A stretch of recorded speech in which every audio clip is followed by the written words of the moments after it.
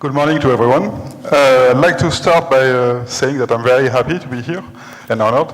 And I'd like to thank the organizers, in particular JD Minas, for this invitation to present this work. Before I go into the core of the matter, I'd be happy to present the people that did most of this work, which are mainly Raphaël Bougan and Manel Bosch Aguilera, which are two PhD students in our group, and my colleague Jérôme Begnon and myself.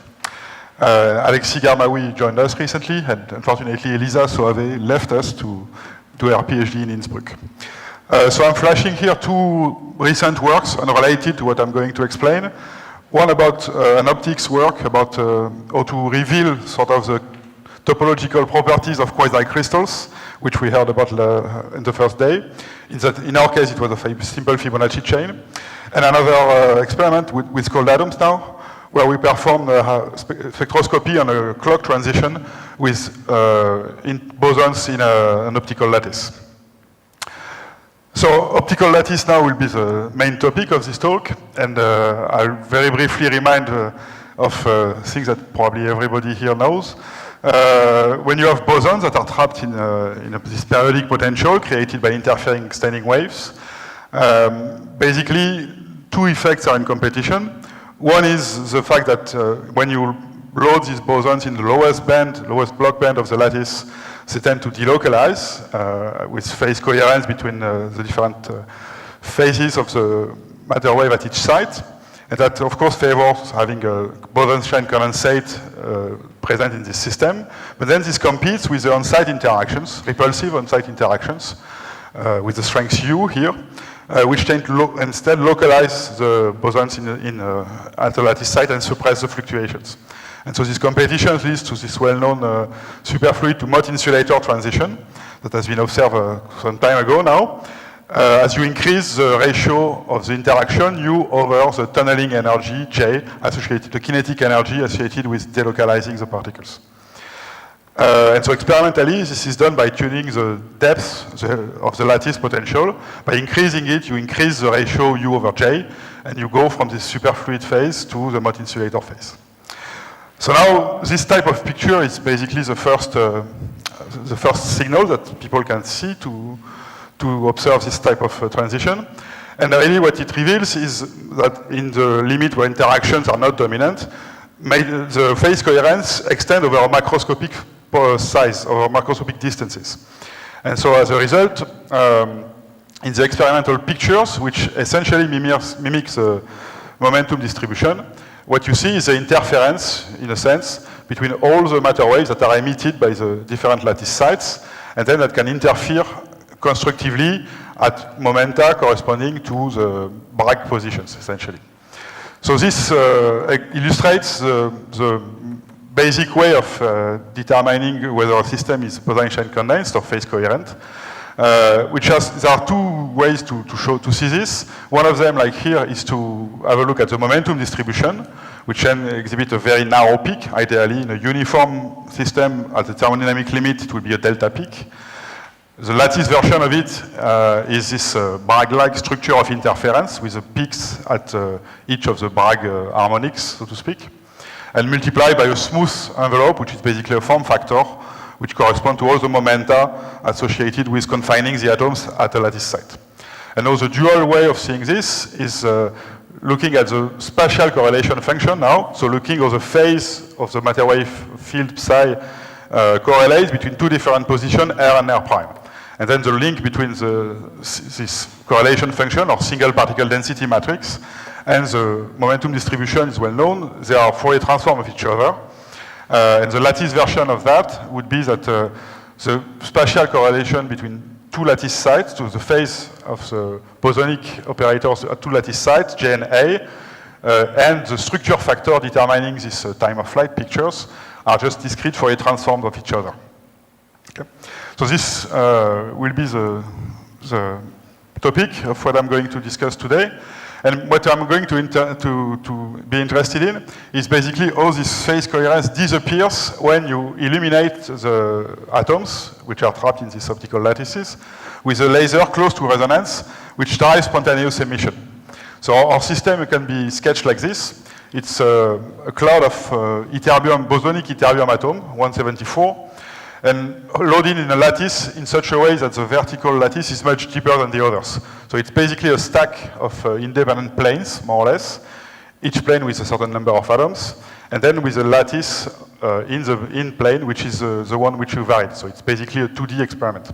And we shine a resonant laser from the top here, which is close to an intercombination line of the so-called intercombination line of ytterbium. And so basically absorbing a photon from the laser, and then you can fall back to the ground state by emitting spontaneously a photon. Okay? And so this shows a typical set of pictures for a certain amount of dissipation here, where, as one can expect, the interference pattern that we see initially disappears in a matter of a few hundred microseconds, and gives rise first to this cross-like pattern and then to a featureless signal. So this is not unexpected, of course. When you drive spontaneous emission, it's well known from laser cooling and quantum optics, let's say, that this will basically spoil the coherence. So again, you have two ways to see this. One way is to see it in momentum space, where basically when you are excited and then you can emit a photon spontaneously and de-excite to the ground state, then conservation of momentum dictates by the recoil effect that you should pick up, the atom picks up the opposite momenta of the photon that is emitted, which is in a random direction. So there is basically a random walk in momentum space due to this random momentum kick upon spontaneous emission. And this is a standard random walk in the sense that the momentum width increases as the square root of time with certain diffusion coefficient. And of course, this mechanism plays a central role in all laser cooling studies, because this is essentially, this momentum diffusion is essentially what limits the achievable temperatures in this type of experiments. Now, the equivalent point of view is that the momentum distribution broadens, and so accordingly, the spatial correlation function shrinks. And so by diffusing those photons, the spatial correlation beyond a distance which is on the order of the wavelengths of the light are strongly suppressed. And if you look at the time behavior, you expect that this correlation will decay in time exponentially with the rate corresponding to the rate at which you scatter the photons. Okay? And so in a way, this can be seen as a version of the famous Heisenberg microscopes, because the idea is that by scattering those photons, you can always imagine that you will collect with some arbitrarily wide lengths the photons that have been emitted, and then from that you can determine from where they were emitted. Okay? So it's equivalent in a sense to a continuous and sometimes weak measurement of the position of the atoms which emitted the photon in the first place. And because you are measuring the position, then correlation in this position basis have to vanish, and this is exactly what is expressed by this effect. So now what's surprising in what we have observed is that we do not see a behavior that corresponds to this simple picture. In the sense that when we look at, for example, here the peak, the height of the momentum distribution, so the height of one of these peaks, what we see is that it decays in time, as we expect from momentum diffusion, but not as we expect from this simple picture before, where the decay should be exponential. So here I'll show you an example for a lattice of 3 recoil. This is time, and this is Lin scale and log scale. So an exponential should look like a straight line, and this is what you would expect from the naive picture. And what we see is a rapid initial decay first, and then a slowing down of this loss of coherence. Okay?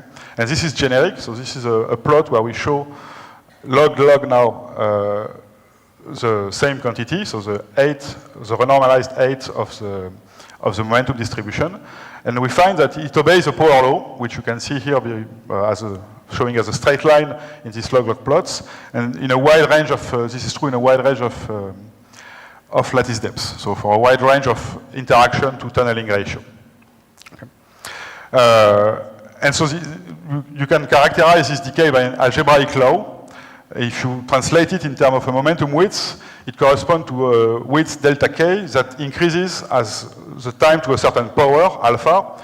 And this power is, we find, smaller than 1/2, meaning the diffusion is slower than standard Brownian diffusion.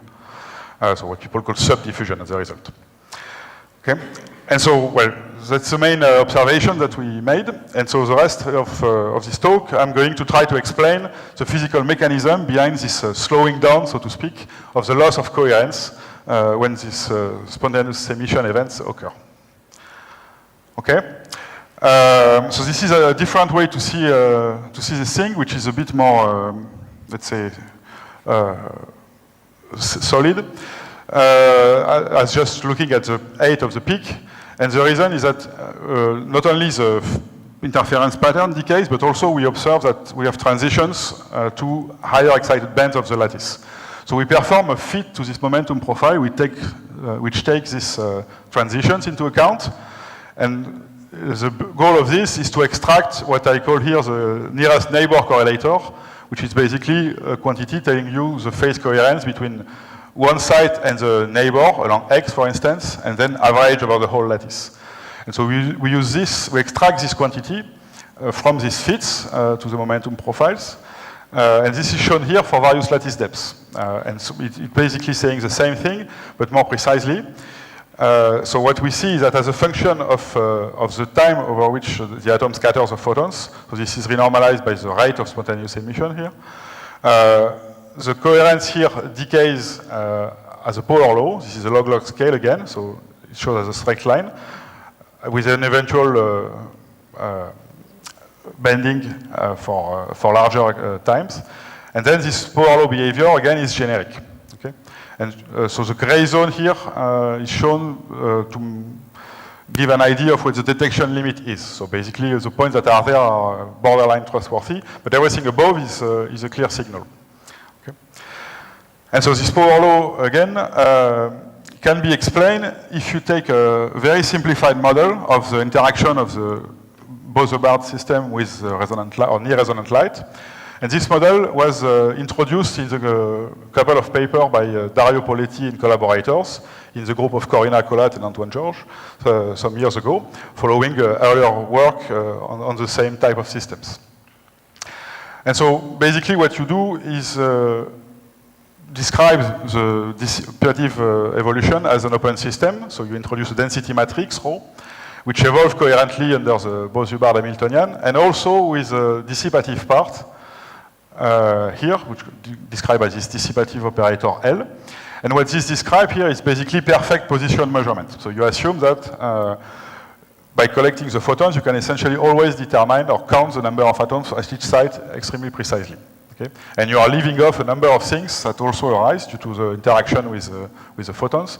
But even this simplified model can already give a lot of insight into what's observed in the experiment.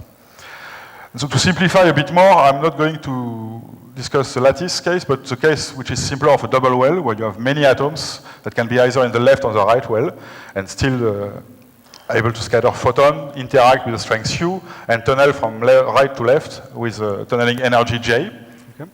And so in order to analyze this, you can introduce the basis of a well-defined atom number difference between the two wells. So I index it by an integer n, which is basically the number of atoms in the left well. So you have big N minus small n atoms in the right one.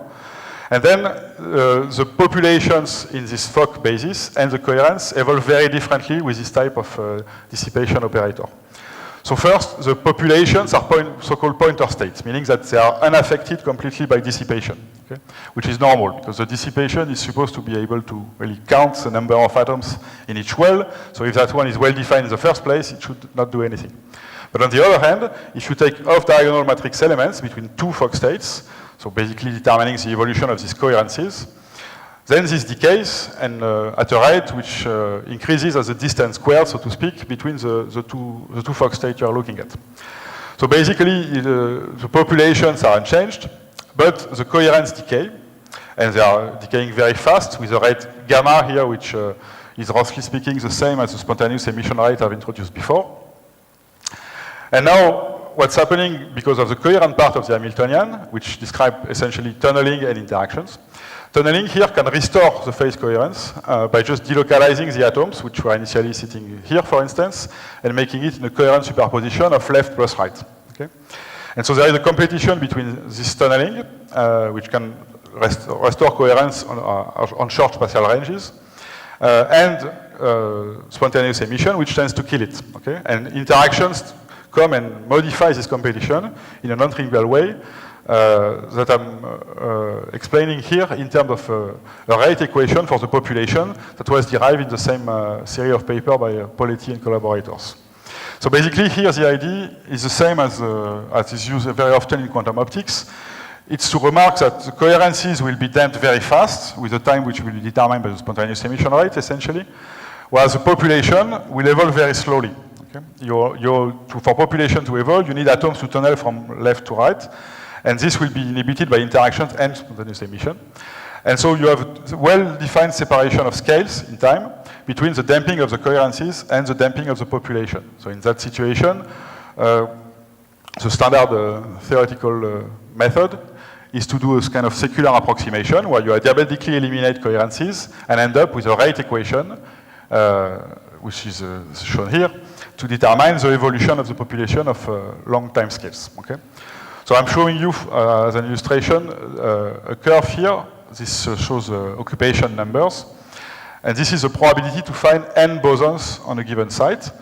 I start with a situation where I have a Fock state with exactly 2 atoms here, and I let this evolve over time. And time goes on in this way, so what you see is that the distribution first broadens, this is in the bluish zone here, and then becomes completely different from the initial one and relaxes immediately to the red distribution, corresponding to an exponential distribution, which is basically the asymptotic state corresponding to every possible state is equally probable. Okay? So there are 3 stages, basically, in this evolution. The first stage is the coherence that are initially eventually present relax because of spontaneous emission, and the population essentially do not evolve. So this is not described by this type of master equation. And then what is more interesting for us is this second stage, where time is large or larger than the spontaneous emission rate. And in that second stage, what you observe is a regime where the algebraic law emerge in the physical properties of the system. Okay? And so this is best seen now by using this master equation and then going to a continuous limit, which will be valid for a very large number of particles only. So then you can replace the Fock index small n by a continuous variable, which is basically between -1/2 and +1/2. And so -1/2 would be everything in the left well, and +1/2 would be everything in the right well. And so the discrete probability distribution Pn becomes replaced by a continuous distribution. And the discrete master equation is mapped to essentially a Fokker-Planck equation that describes diffusion. Okay? But now this diffusion occurs in Fock space. Okay? X is basically an index labeling the different Fock states that you can have in your system. And so this type of classical diffusion equation has been studied extensively in statistical mechanics or statistical physics. And everything basically boils down to the properties of the diffusion coefficient, D, which controls the dynamics. So in particular, there are cases where you have a scaling solution, meaning that the probability distribution P of X obeys the scaling form here in terms of scaling function F and the scaling exponent beta, which renormalizes the variable at each time. Okay? And so this happens if D has a power law behavior, so it decays as X to the minus eta. Then you can find, by plugging this in and looking for a scaling solution which is not depending on time anymore, you find that the only possibilities are scaling exponents related to eta in this way. Okay? So now with this result, it's possible to look at the different limiting case of the diffusion coefficient.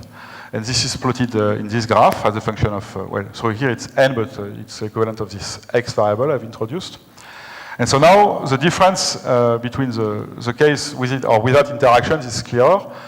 In the case where the spontaneous emission rate is very large compared to the interaction, then essentially the diffusion coefficient is a constant. It does not depend on the particular configuration of your system. Okay? Incidentally, it's given by J squared over gamma, meaning that if you have an increasing rate of dissipation, gamma, then you are going to actually slow down even more the evolution of the system. So that's a manifestation of the so-called quantum Zeno effect, which was observed in this paper for non-interacting atoms. But for purpose here, the interesting thing is that D is uniform, so this exponent eta is 0, meaning that the scaling exponent you expect is 1/2. Or in other words, you expect that this is basically a normal diffusion, so normal Brownian motion, and you would expect the momentum weak scaling as square root of t and so on. But now in the opposite limit, when the interactions are important, so when gamma becomes small, then the diffusion coefficient essentially collapse as soon as you move away from the most probable configuration, where everything is half on the left and half on the right. Okay? And so there is a very strong suppression of this relaxation because of the interaction, which is essentially the same way that you will suppress coherent evolution by applying the energy shifts. And so this particular behavior suppresses the decoherence, and it's been termed in the paper by Poletti, this phenomenon has been termed interaction-induced impeding of decoherence. Okay? But now, to finish on this, this diffusion coefficient here also has a power law behavior with exponent eta equal to 2, meaning that you also expect that there will be a scaling solution. And in that case, it's well known in classical physics that if you have a diffusion coefficient with a power law tail, this will generally lead to so-called anomalous diffusion, either subdiffusion if it's slower than a random walk, or superdiffusion if it's faster. So in our case, it's subdiffusion with a scaling exponent which is 1/4, meaning delta k on the order of t 1/4, basically, and which follows from this from the diffusion coefficient here, or from the transition rate in the discrete version of the equation. So now,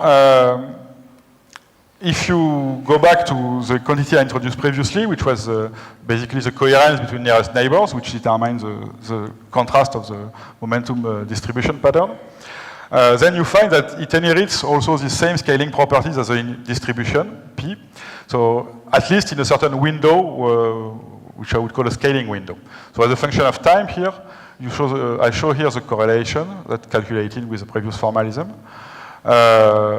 So sorry, that shouldn't be 0. It's 0.02 actually for this plot. And so after an initial decay, there is a regime here where you follow this red line, which is a power law going as 1 over square root time, given that one can show that this nearest neighbor correlator has a scaling exponent which is twice the one characterizing the distribution in Fock space. Okay? So scaling exponent beta equal 1/4 will give you C proportional to 1 over square root time. And this result actually works for even small filling, so that's a calculation for the lattice case and 2 atoms per site, even if, in principle, what you need to let n go to infinity to actually show it, to show the scaling. But it also applies, at least approximately, in a much wider range than this validity condition suggests. Okay, and so to finish on now the interpretation of the experimental result, this shows a series of exponents that we extract from the fits to the data I've shown previously versus the depth of the lattice. Okay? And what you see from here is that the exponent we find exhibit a crossover from basically something close to 1, so regular momentum diffusion, as observed in the, as discussed in the limit of very high spontaneous emission.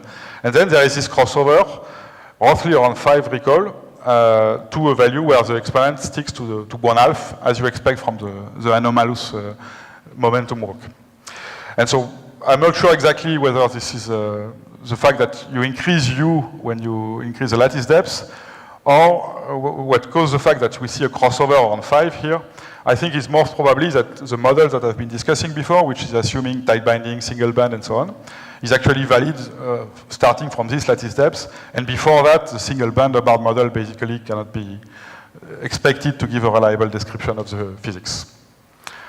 Okay, so I stick the last part. And just to conclude, we've observed that a bosonic many-body system undergoing spontaneous emission does decohere, but it decoheres in a way that is much slower than you would expect from an independent particle.